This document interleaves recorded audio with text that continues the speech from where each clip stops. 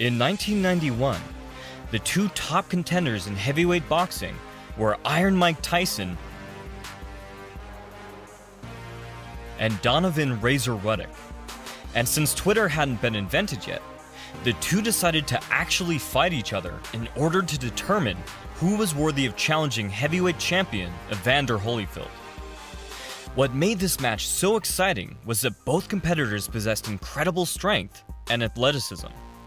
What's more, they employed these attributes in very unique, even creative ways.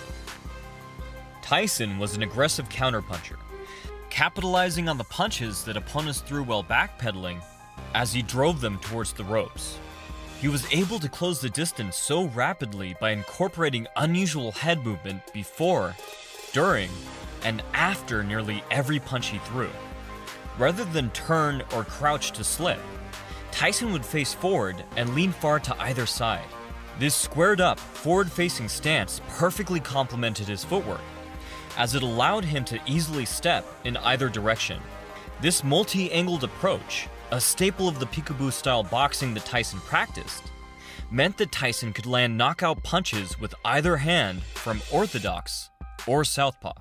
Razor Ruddock was a powerful heavyweight in an age of powerful heavyweights. Ruddock's signature move, which he titled the Smash Punch, was a hybrid between a hook and an uppercut. What made it so unique was the way that Ruddock loaded the punch by dropping his hand, bending his legs, and dipping down. But as bizarre as the punch appeared, no one could ever doubt its effectiveness. It was anyone's guess how these two styles would play out against each other, but with all the bad blood that developed pre-fight between the two outspoken, extremely confident heavyweights, the world was eager to find out. The night came, and the two squared up mid-ring. Ruddock was clearly the bigger man, and as such should have held a large advantage, but Tyson had always been the exception to the rule. The two went back to their corners, and then, finally, it was time.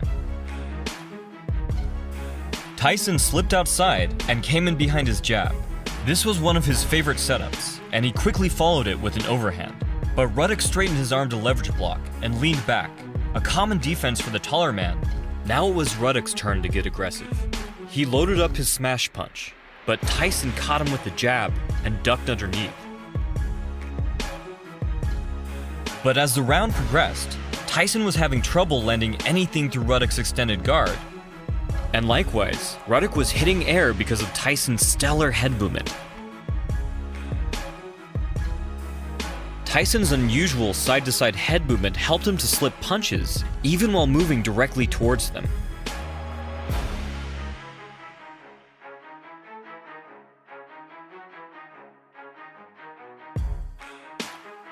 While many fighters with more narrow stances would have ducked right into Ruddock's uppercut, Tyson could avoid it entirely.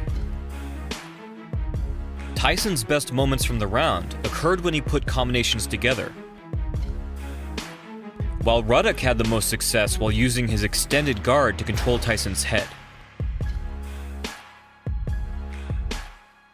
But by the end of the round, the two seemed to be equally matched.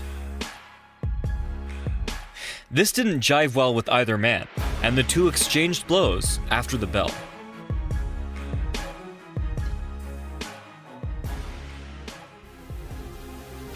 Tyson charged out for the second, but Ruddock blocked and fired off a return hook, which Tyson weaved under. Ruddock continued to try and keep distance with his lead hand, but Tyson was relentless. He exploded forward with a body hook. Ruddock blocked and tried to pivot out, but Tyson's unique footwork, normally great for cutting off the ring from southpaw, in this case swept Ruddock's feet from under him. But the ref didn't see what had happened in real time, and because of this, it was automatically a 10-8 round for Tyson. Despite the fact that Tyson's punch hadn't connected, Ruddock now clinched far more often. He tended to throw just one punch as Tyson came in before tying him up. Tyson was able to avoid the large majority of these, but was unable to avoid the clinch. But by collar tying, Ruddock gave Tyson a clear path to his sides. Tyson pounded away at Ruddock's midsection. This is a great way to sap an opponent's strength, and it tends to pay dividends in the later rounds. The second ended without either fighter taking any significant damage, but that would all change in the third.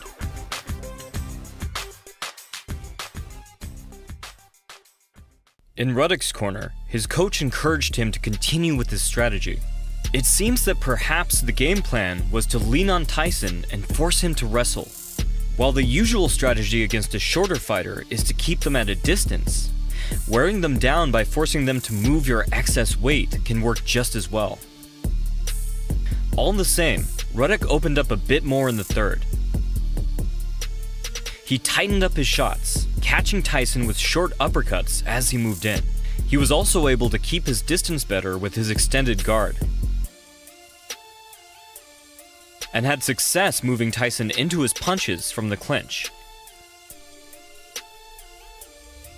It looked as if his strategy of sapping Tyson's energy was starting to pay off, and it was only the third round. If things kept up this way, Tyson could be in serious trouble.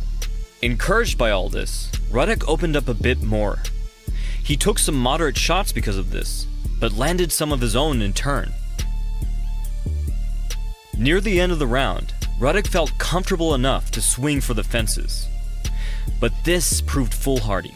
Once again, Tyson's unique head movement allowed him to move directly into Ruddock's fight-ending hook.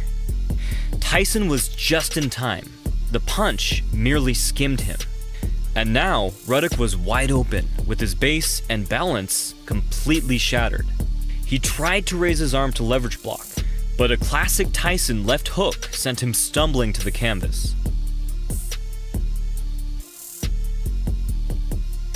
However, Ruddock easily made the count, and the two went back to their corners to prepare for round 4.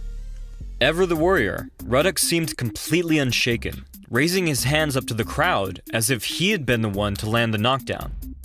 But he was also no fool, and spent much of the fourth clinching, giving him ample time to recover. However, Tyson was no slouch in the clinch. He knew how to wind his punches to go around Ruddock's arms, finding small cracks to punch through. What's more, he also knew how to punch with absolutely no warning. Usually when a fighter withdraws their arm, the sudden lack of contact tips off their opponent that a punch may be coming. But Tyson could throw with no preparatory motion, his fist traveling in a straight line with no windup. Nevertheless, Ruddock was completely recovered from the knockout by the end of the round. Once again, the two exchanged after the bell.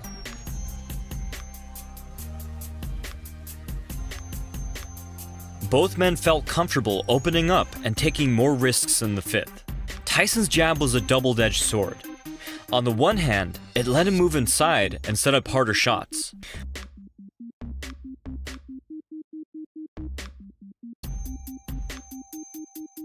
On the other, it presented Ruddock with opportunities to counter.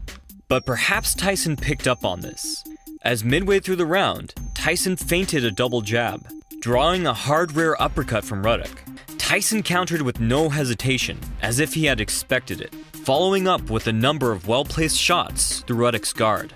But none of these shots seemed to land clean enough or hard enough to bother Ruddock, and Tyson was repeatedly kept at bay by Ruddock's long jabs and stiff arming. The fifth essentially ended in a stalemate.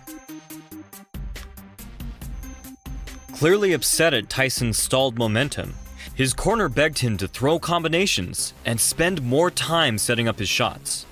Tyson listened, and although he took a short hook for his troubles on his first attempt, he would gradually build momentum throughout the round.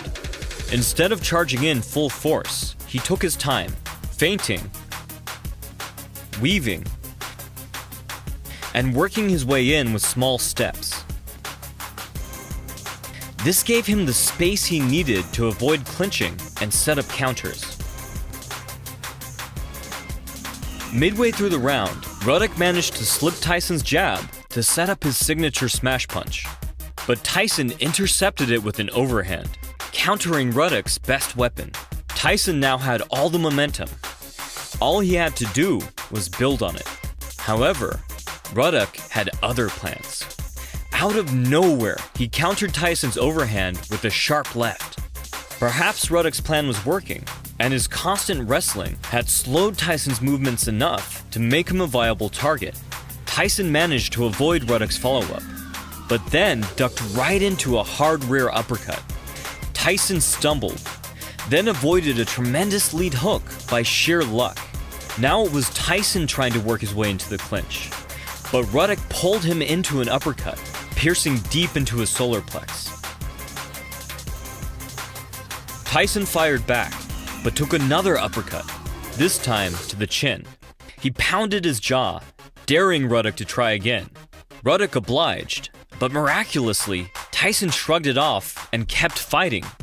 Amazingly, the round ended with neither man ever touching the canvas. But it was obvious to everyone watching that this fight would not go the distance. From his corner, Tyson could hear the crowd chanting Ruddock's name. It's often been argued that Tyson was never able to overcome adversity in fights. But these people must have never watched this fight. Tyson took the center of the ring before Ruddock had even gotten up, and then threw everything he had at him. For those that had noticed Tyson's work rate wane throughout the rounds, it must have been a huge surprise to see him put so many combinations together so quickly. It was questionable if Tyson would have anything left after this round, but Ruddock had completely lost his fear of Tyson. After all, he had proved he could hurt him with just one punch. The two traded shots, both committed to seeing it out to the end. There was no new tactics here, no adjustments. Both men just took more chances, eager to prove that they were the strongest. 2 minutes into the round, the deciding exchange took place. Ruddock led with his right. Tyson barely slipped it, then countered with a right body hook, then a hard lead hook to Ruddock's jaw. Ruddock stumbled back. Tyson flew forward, battering him with 4 wild, unanswered punches. Tyson was just a few punches away from ending the fight. But as it turned out, he didn't have to. The ref had seen enough and stepped in between the two gladiators. Ruddock fell into the ropes, but then he regained his footing, protesting the stoppage immediately. To many watching, it seemed that the ref had grossly miscalculated. Although it had looked like Ruddock was finished in the moment, he had recovered so quickly that it was clear the fight may well have continued. The crowd was not happy about this. While Tyson and Ruddock embraced, their animosity gone in the moment, the crowd rushed the stage, hungry for blood. A riot broke out, and the ref needed to be escorted out of the arena. It was a disappointing reaction to an incredible fight. Nonetheless, it was clear to all that Tyson and Ruddock had unfinished business. That business would be concluded with a rematch just a few months later. Only a few months after their first intense battle, Mike Tyson and Donovan "Razor" Ruddock were ready to go at it again. Both men, along with many in the general public, felt that the first fight had been stopped prematurely. And so, the two warriors would face off one more time to see who would have the opportunity to challenge Evander Holyfield for heavyweight championship of the world. The first fight had been a fascinating clash of styles. Ruddock had managed to negate much of Tyson's aggressive counterpunching with clinch work, and he'd landed a number of well-timed counters when Iron Mike tried to jab his way in. What's more, Ruddock's stellar jab and long guard had shut down much of Tyson's angular, multi-stance footwork and side-to-side head movement. Likewise, Tyson had been able to shut down Ruddock's best technique, the smash. The punch that Ruddock had nicknamed the smash was a hybrid between a hook and an uppercut. Ruddock loaded this terrifying blow by leaning back and dropping his hand nearly to the floor. But Tyson had expertly countered Ruddock's smash with a hard overhand. But Ruddock was also no slouch when it came to the sweet science. He had in turn countered Tyson's overhand with a sharp left hook uppercut combination that very same round, hurting him badly. However, the next round, Tyson found a way through, and it was Ruddock who had handed him the keys to the door. Having trained his entire life in the peekaboo style of boxing, Tyson was tailor-made to counter power shots and punish the smallest mistakes. Ruddock had led with his right hand, and that was all Tyson needed. He slipped and countered with a right body hook, lead head hook combination. Ruddock stumbled back, and Tyson went for the finish, battering him with 4 wild, unanswered punches. The ref had ended the bout, and a real fight had erupted in the ring. So now, it was time to get a definitive answer on who deserved a shot at the title. Both men charged forward to center ring, but it was Ruddock who blinked first, hastily retreating from Tyson's slick counter jab, then circling away from his wild right body blow. Ruddock wisely made use of the entire ring, circling and stiff-arming Tyson to keep him at range and stifle his head movement. Even so, it wasn't long until things heated up. Ruddock slipped outside Tyson's jab to load up a hard lead uppercut, but Tyson took the shot well and immediately countered with a tremendous overhand. But Ruddock managed to take away some of the impact by moving with the punch. Tyson immediately went back on the attack, but Ruddock stood his ground. And this one exchange would set the tone for the rest of the fight.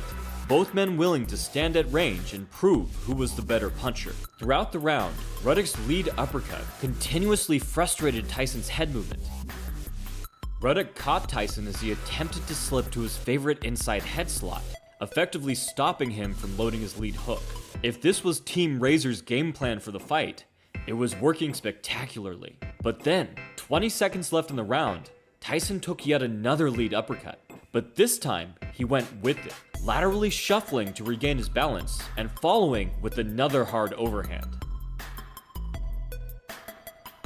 Ruddock was shaken and had to clinch and shell up for the remainder of the round. But it wasn't over yet. The two exchanged blows after the bell.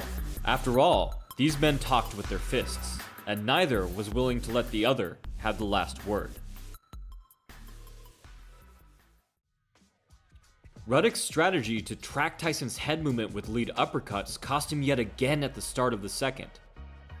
But he did have success using his lead to frame and keep the distance. What's more, by freezing Tyson's head movement, Ruddock had time to slip in tight hooks and uppercuts. But Tyson was too relentless for Ruddock to keep him at bay indefinitely. His game plan seemed to be to tie Tyson up when he got close. But once again, Tyson had an answer, targeting Ruddock's midsection with hard, punishing hooks. But this tactic actually resulted in a warning for throwing low blows. When the action resumed, Tyson almost casually sent Ruddock to the canvas. Ruddock had failed to elevate his lead shoulder while leverage blocking, a crucial detail that can leave a fighter incredibly vulnerable if overlooked. All the same, Ruddock was up right away. Tyson charged forward, landing several rights in succession.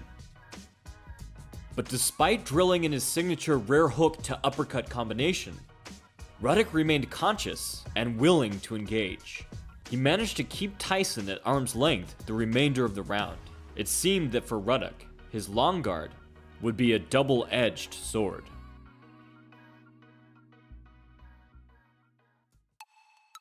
And this would hold true for the third as well, where Ruddock set up several hard rights off of his lead hand frames.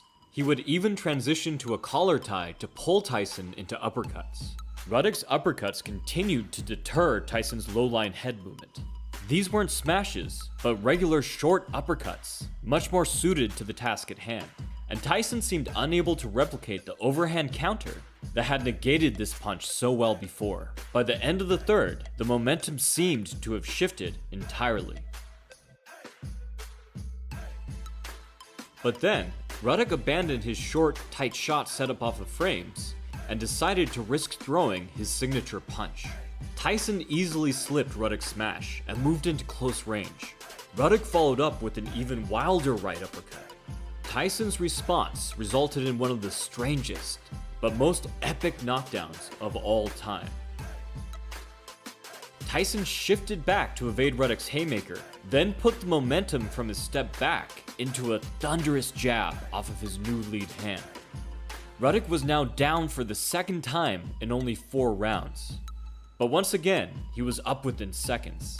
A repeat of the second ensued, with Ruddock remaining upright but taking several hard shots, one of which sent his mouthpiece flying. Now visibly frustrated, Tyson once again threw after the bell, and this time the ref decided to deduct 1 point. This actually erased Tyson's knockdown from the scorecards, but not the toll it had taken on Ruddock. While both men now had a good reason to get aggressive, Tyson to finish the fight, and Ruddock to get momentum back, They each seemed content to pick their moments during the 5th. Tyson looked to throw one-off power blows with the occasional head-body combo mixed in. He showcased few of the long combinations and innovative head movement with angular footwork he was capable of. So by the 6th, Ruddock's small, concise shots were landing more and more consistently. Until Tyson finally seemed to come awake, unloading a barrage of long combinations on Ruddock's chin. But then, with only 10 seconds remaining, Ruddock finally managed to time his smash, catching Tyson as he ducked inside. Now it was Tyson's mouthpiece that went flying. However, he managed to remain upright and finish the round. Ruddock managed to build on his momentum in the 7th. Going back to what was probably his coach's game plan, Ruddock again used frames to stifle Tyson's head movement and keep him in place for follow-up shots. By the end of the round, Ruddock was nearly landing at will. The announcers speculated it may be a 10-8 round for Ruddock, even without any knockdowns.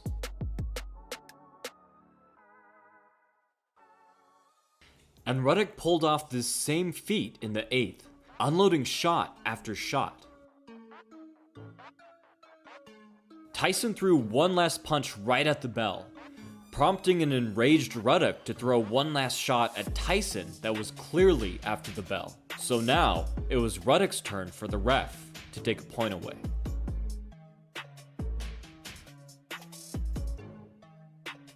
Luckily for the crowd, both men showed renewed urgency in the 9th, each taking major risks. Sometimes these risks paid off, and sometimes they proved costly. Tyson was deducted yet another point for a low blow. And then, the slugfest continued uninterrupted until the bell sounded the end of the round. In Tyson's corner, his coach suggested he set up right body hooks off of his jab. This turned out to be excellent advice. For the 10th, each time Ruddock attempted to clinch or shell up in a high guard, Tyson pounded solid shots into his ribs. The human body can only take so much punishment.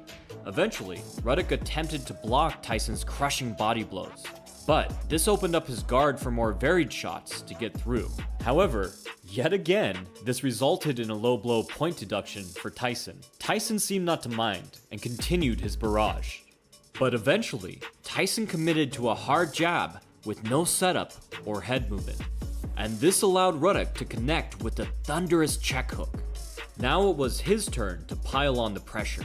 At that moment, Tyson seemed to remember he was capable of some of the best head movement in the world, dodging 6 fight-ending punches in a row. Ruddock reset and landed a crisp leading cross. Tyson fired back, but missed, and the two fought like madmen until the round came to a close.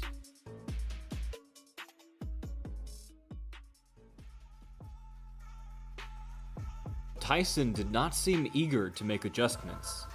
He landed a borderline low blow that received a warning. And then, Ruddock countered back with a vengeance, landing a low blow of his own. The ref gave a stern warning to both men. Ruddock went to touch gloves, Tyson refused, and the action resumed. The 11th was all in all a close round, both men throwing caution to the wind. They were both landing hard blows, but also leaving themselves open to taking return fire. This fight had at times been a strategy-driven game of chess, and at other times a complete free-for-all brawl. The 12th would be no different. And this was because Tyson's numerous point deductions, mixed with some dominant moments for Ruddock, put into question exactly who the judges thought was ahead. After all, at times it's difficult to predict a judge's scorecard even when the fight was a complete blowout. For both men, it was better safe than sorry. A knockout would ensure victory, but each man only had 3 minutes to achieve one. Tyson began by reverting back to his classic footwork, shifting with lateral movement to land a lead hook that partially connected. Ruddock's check hooks and uppercuts remained an asset and a liability. Tyson was countering with full combinations now, and they were working. If the counter didn't land, the second or third follow-up shot had a good chance to. But Ruddock was finding the mark as well, and Tyson was running out of time. At 1:20 left, Tyson's hook got through Ruddock's guard to connect with his temple. However, Ruddock remained standing. With 1:10 left, Ruddock slipped Tyson's jab to land a beautiful counter cross. At half a minute left, Ruddock hurled a smash into Tyson's midsection. 5 seconds left, Ruddock landed a hard leading cross over Tyson's jab. Tyson responded with a low hook, and Ruddock returned the favor and followed up with an uppercut. The bell rang, and Tyson hurled one last overhand. The two smiled and embraced. It was a punishing fight for both men, and now it was in the judges' hands. And as all three judges saw it, Tyson had won the fight, even with the numerous point deductions. He would now go on to face Evander Holyfield to see who would become champion of the world. Thanks for watching. From the Modern Martial Artist, this has been David Christian, wishing you happy training.